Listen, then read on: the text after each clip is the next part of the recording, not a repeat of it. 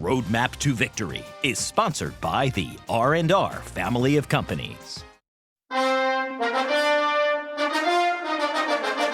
Welcome back to Nittany Game Week. They advanced all the way to the College Football National Championship game last season. This is a very different-looking Washington roster and coaching staff. Coach Bradley, Coach Paterno, the Huskies sled into Beaver Stadium with some momentum after a victory against USC. What can we expect from our visitors from the left coast? Well, quite a bit, but let's take a look real quickly back at last week and the goal line setup that Penn State was using, because people say, why were they not able to get things done? Well, 71 is not an eligible receiver, so this guy who he's going to block doesn't respect him going out in the flat as a receiver, and the safety that's over the top, he's free to go to the quarterback so they can close.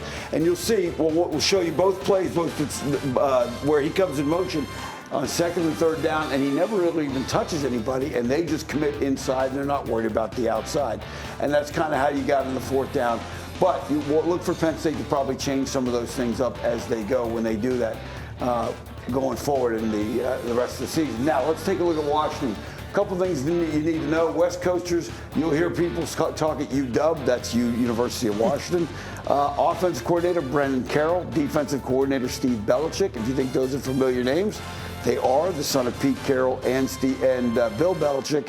And, they've got 18 conference championships and 2 national titles, so this is a team with some tradition. Let's talk about their numbers. Some good numbers there when you look at them defensively. 10th in total yards, 21st in scoring, 2nd in passing yards. Offensively, not as good. Good numbers in terms of yards, but why are they falling short in scoring points? They had field goal issues, a lot of penalties. Fourth downs, they go for a lot of fourth downs because of the field goal issues they've had, and they're not doing very well making them. But let's take a look also at how they've been on the road versus home. Very different team at home than they are on the road. If they can bring the same kind of energy that they play with at home at Penn State, it could be a tough game going to the fourth quarter. And then guys to look at, Will Rogers, transferred there from Mississippi State, all-time leading passer in SEC. The running back can play. They got a good wide receiver core and offensive line. So let's talk about how they attack you. You're going to see a lot of wide receiver screens paired with the run, Tom, and they read that defender. And how tough does that become for the defense? Well, that becomes very hard, Jay, as you know, because they've got to keep an eye on that quarterback, what he's going to do. One point you made I want to go back to real quick. If they don't play well on the road, they haven't been to a place like Penn State yet to a whiteout tonight. No question. So let's talk a little about some of the things that get their running backs involved in the pass game. 35 catches for the running backs this year. It's a good number, 4 or 5 a game. They look for aggressive pass rush and get the running back. And Tom, if you can get the back and the blockers between the pass rush and the coverage, that's problems. Sure is. You get split one, and I think that's what you're going to be able to do. The one thing they've had trouble, they've got to somehow figure out a way to get those wideouts involved, though. That's why the running backs have caught so many passes. Yeah, and then when you take a look at their wideouts, they've got big receivers. They've got 55 catches for this guy, 53. Look for double moves. They know Penn State's aggressive on the outside. They know Michigan's aggressive on the outside. Did a good job against Michigan, protecting the quarterback and attacking the guys downfield. That's a good Michigan secondary, good corner. So they will not be afraid to attack Penn State down the field. And then the last thing, much like Bo Prabula, they have, when number 2 is in the game at quarterback, keep an eye at him because they do a lot of things just like Bo Prabula does. And they're creative. Watch this one. You got a double pass here, Tom. I know we used to play teams that ran this, used to drive you up a wall. It was hard to practice it. Yes. Because most people don't have the guy. I mean, that's a long throw that guy just made all the way across the field. And again, they got the back out in the open field with blockers in front of them. Now let's turn to the defense as we look at them. Again, we talk about this is a good defensive football team. 11-42. Carson Broder's dad played at Washington for 14 years in the NFL. Alfonso Tuputula, he's a really, really good player. They move him all over the place. And let's talk about the Bear defense that they run. This goes back to the Bears in '85.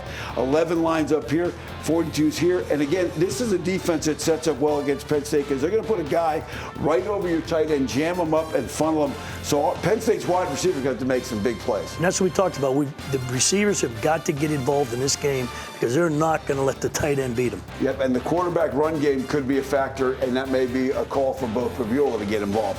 that this 5-man front, again, when they cover down with 5 guys, Tom, it creates, I know as a coordinator when I was coaching, that creates 5 one-on-one pass protections up front. Nobody can help. Creates one-on-one situations. Now they do a nice job taking 42 out of here, and now 11 twists. And again, those types of things you used to like to do. I used to love to do that because they're not sure who's dropping, who's popping, who's coming out, and then you've got all these different games inside with people standing up and moving. And sometimes you end up with guys blocking nobody. Now, not to get to PTSD, but USC had a chance to win this game late.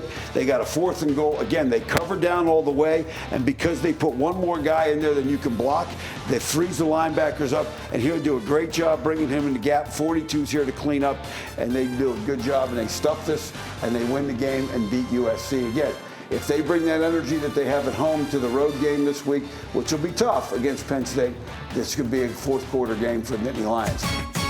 Thank you, coaches. Of course, it's nearly impossible for an opponent to prepare themselves for a prime-time whiteout in Beaver Stadium. You can try and simulate the experience. It's just not the same. Washington head coach Jedd Fisch tried to downplay the impact of the atmosphere. He's well aware it's going to be a factor. We've had really great crowds. You know, every game we've played this year.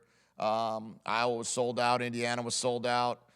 So, yeah, it's going to be a sellout with double the amount of people as those groups. But in the same token, we just got to go play ball and try to see if we can play the best game we've played all year.